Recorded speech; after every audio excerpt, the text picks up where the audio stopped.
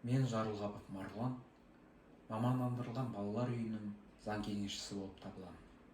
Бүгінгі тақырып мүгедектігі бар балалардың, ерекше білім беру қажеттіліктері бар балалардың және олардың отбасыларының жеңілдіктері жайлы.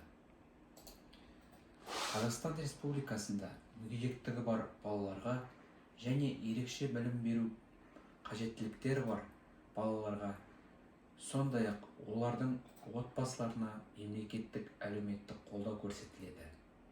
Бұл қолдау балаларға мүгедектік бойынша ай сайынғы мемлекеттік әлеуметтік жәрдемақыларды, сондай-ақ мүгедектігі бар баланы күтуді жүзеге асыратын тұлғаға тағайындалатын жәрдемақыларды қамтиды.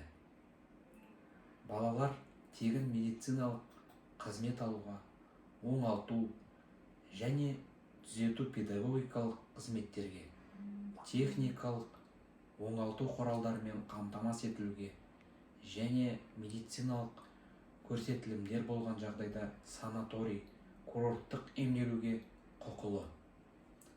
Білім беру саласында инклюзивті оқытуға, арнайы жағдайлар жасауға, мемлекеттік білім беру ұйымдарында тегін оқыту және тамақтандыруға кепілдік беріледі.